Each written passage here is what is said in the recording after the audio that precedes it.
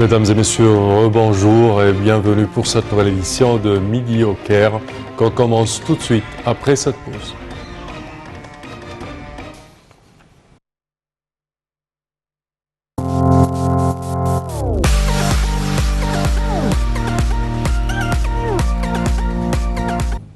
Le président Abdel Fattah el-Sisi a exprimé son appréciation pour les efforts déployés par le Koweït au cours des dernières années pour parvenir à la réconciliation escomptée. Il a également salué le rôle de l'Arabie saoudite au nom du groupe des quatre.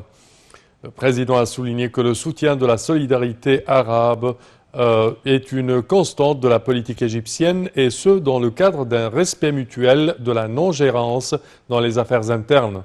Il a en outre affirmé l'importance de l'engagement aux bonnes intentions pour réaliser les intérêts communs et de la conjugaison des efforts pour écarter tout danger frôlant la nation arabe et préserver sa sécurité nationale. Le président a tenu ses propos lors de sa rencontre avec le chef de la diplomatie koweïtienne Ahmad Nasser al-Soubah, qui lui a remis un message de l'émir du Koweït, Sheikh Nawaf al-Ahmad al-Jaber al-Soubah, portant sur les efforts et les démarches entreprises par le Koweït afin d'unifier le rang arabe en parvenant à la réconciliation. L'émir du Koweït a loué le rôle stratégique de l'Égypte sous la direction du président Abdel Fattah el-Sisi dans la sauvegarde de la sécurité nationale arabe et la défense des causes de la nation et l'ancrage de la sécurité, la stabilité et le développement au niveau régional. À cet effet, les deux parties ont enfin convenu d'intensifier les consultations entre l'Égypte et le Koweït au cours de la prochaine période afin de faire face aux menaces ébranlant la stabilité des pays arabes et préserver la sécurité nationale arabe.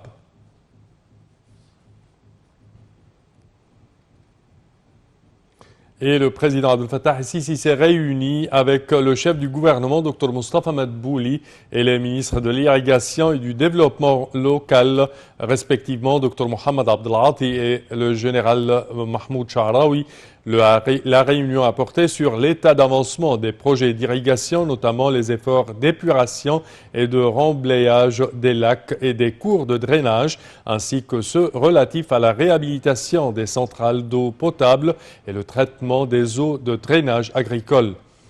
Et pour plus de détails, voici un compte-rendu signé Marwa Arafat et Ayachel.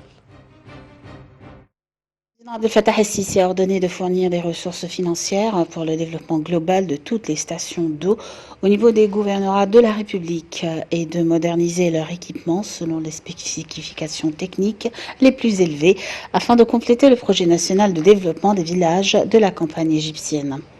Le chef de l'État a également demandé d'étendre l'application des systèmes d'irrigation modernes, tout en apprenant aux agriculteurs ses multiples avantages et son importance pour économiser de l'eau et augmenter la production agricole. Le président el-Sisi a tenu ses propos lors de sa réunion avec le Premier ministre Moustapha Madbouli, le ministre de l'Irrigation Mohamed Abdelati et le ministre du Développement local Mahmoud Sha'raoui, a déclaré le porte-parole de la présidence Bassem Rodi. La réunion a porté sur le suivi des projets d'irrigation à l'échelle nationale, en particulier les efforts de nettoyage et de revêtement des canaux et des drains, ainsi que les efforts pour augmenter l'efficacité des stations d'eau potable et le traitement du drainage agricole et l'assainissement, a ajouté M. Rodi.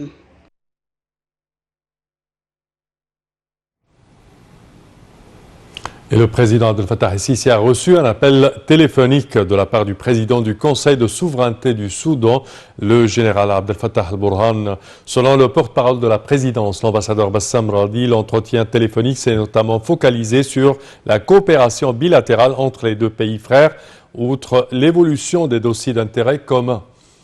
En effet, les deux pays s'étaient mis d'accord au cours de la dernière période afin de poursuivre les concertations en vue de réaliser leurs intérêts et ceux de leur peuple.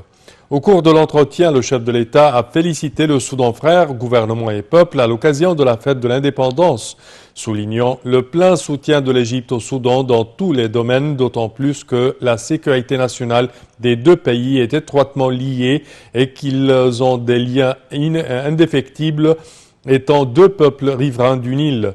Le général Abdel Fattah al-Burhan a valorisé le rapprochement sur les plans gouvernemental et populaire entre l'Égypte et le Soudan, ainsi que les efforts déployés afin de renforcer la coopération entre eux.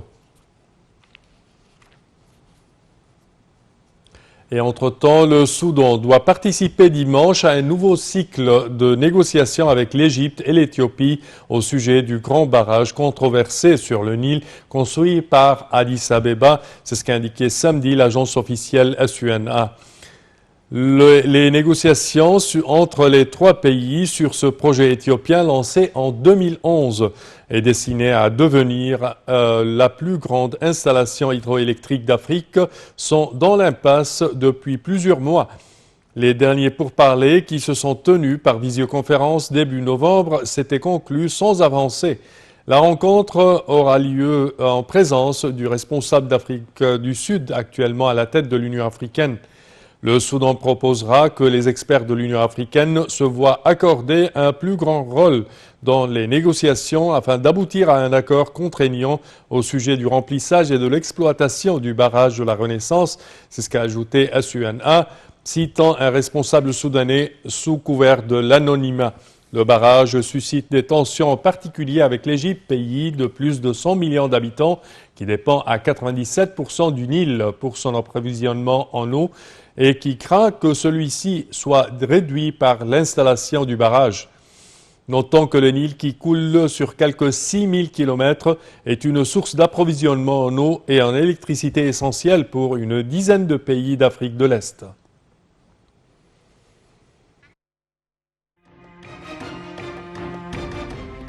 Et concernant ce sujet, mesdames et messieurs, nous avons le plaisir d'accueillir au bout du fil Dr Raouf Ghafar, qui est analyste politique et expert en économie. Bonjour, Dr Raouf.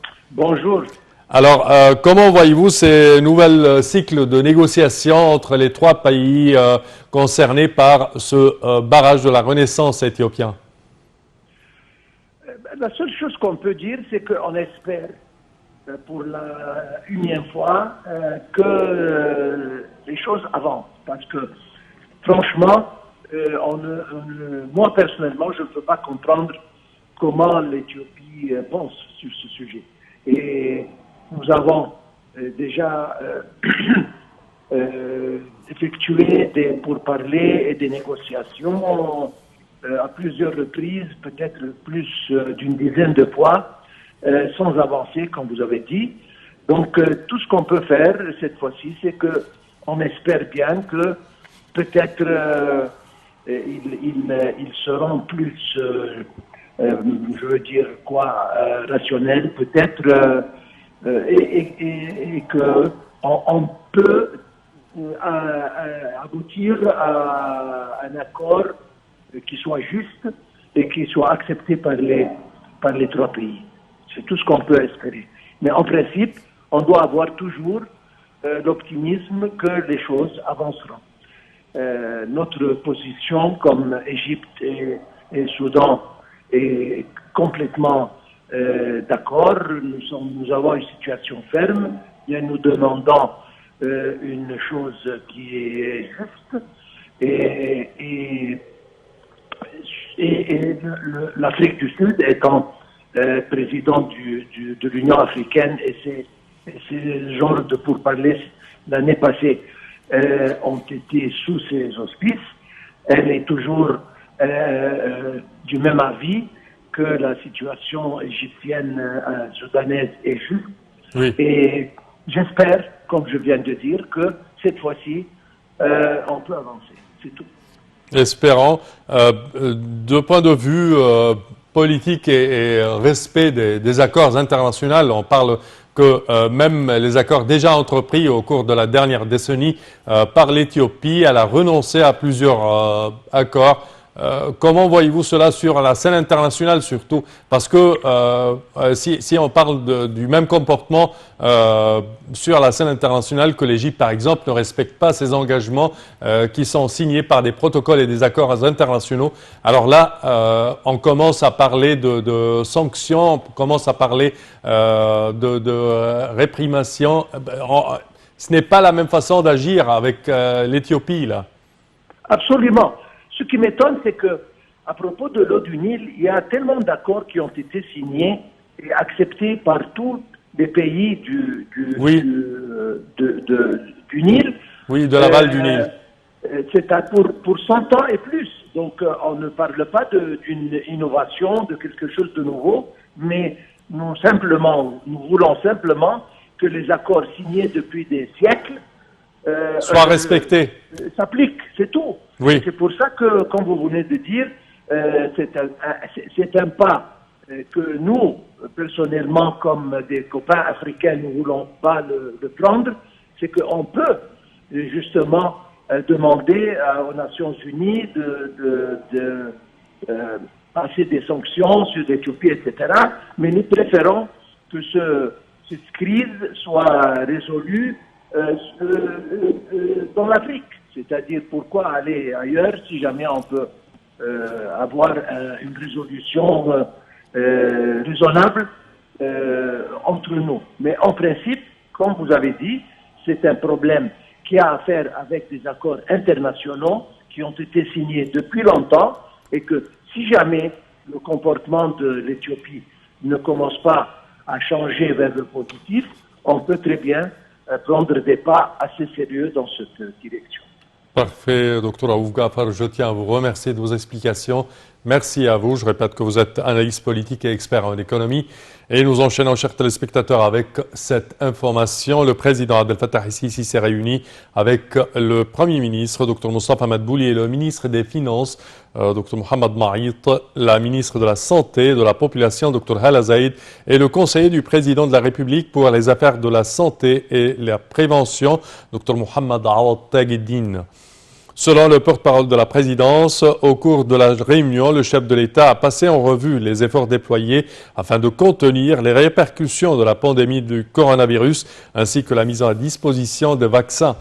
Le président el-Sisi a donné ses directives afin de poursuivre la même approche que celle de la première vague du coronavirus l'année dernière 2020 en intensifiant les programmes de sensibilisation de toutes les catégories de la société afin de garantir une prévention efficace contre le virus tout en se basant sur les expériences antérieures et les leçons apprises. Le chef de l'État a également appelé à se doter de la plus grande quantité possible de vaccins les plus efficaces par l'assistance du fonds Tahya Misr ou Vive l'Égypte. Le vaccin devrait être attribué aux groupes prioritaires dont les personnes âgées et le corps médical. Et auparavant, dans le même contexte, la ministre de la Santé, Dr Hala Zaïd, et l'ambassadeur de Chine au Caire, Liao Liqiang, ont signé un protocole d'accord afin de renforcer la coopération, notamment dans le domaine de la fourniture de doses de vaccins contre le coronavirus. Ceci intervient 3 semaines après que l'Égypte a reçu le premier lot du vaccin mis au point par la société chinoise Sinopharm en provenance des Émirats arabes unis. Et pour plus de détails, voici un compte-rendu signé Marwa Arafat et Aïchal. L'Égypte et la Chine ont signé un mémorandum pour le renforcement de la coopération conjointe face au Covid-19. Dans une déclaration faite en marge de la signature du mémorandum, la ministre de la Santé, Hala Zaïd, a souligné son attachement à coopérer avec la partie chinoise, notamment dans les domaines des vaccins anti-Covid-19, a déclaré le porte-parole officiel du ministère de la Santé. Madame Zaïd a ajouté que le mémorandum visait à poursuivre la coordination entre les deux parties dans le domaine des vaccins anti-Covid-19 et les échanges d'expertise entre les institutions des deux pays. Elle a de même transmis les remerciements du président Abdel Fattah el-Sisi et du Premier ministre Moustapha Madbouli et du peuple égyptien à la République de Chine pour son soutien à l'Égypte afin qu'elle puisse obtenir le vaccin chinois anti-Covid-19 de Sinopharm. De son côté, l'ambassadeur de Chine au Caire, Liao Liqiang, a déclaré que la signature du mémorandum reflétait le partenariat stratégique entre l'Égypte et la Chine et le renforcement de la coopération entre les deux pays dans le domaine de la production et le développement des vaccins. Et concernant le décompte, le ministère de la Santé a annoncé 1407 nouveaux cas testés positifs à la Covid-19 et 54 décès hier. Le ministère de la Santé a toutefois déclaré que 654 personnes rétablies du coronavirus avaient quitté les hôpitaux de confinement après avoir reçu les soins médicaux nécessaires selon les recommandations de l'Organisation mondiale de la santé, l'OMS. Cela porte le nombre total de cas guéris de la COVID-19 à 113 480 personnes. L'Égypte a recensé jusqu'à présent un total de 140 878 cas de contamination, dont 7 741 cas décédés.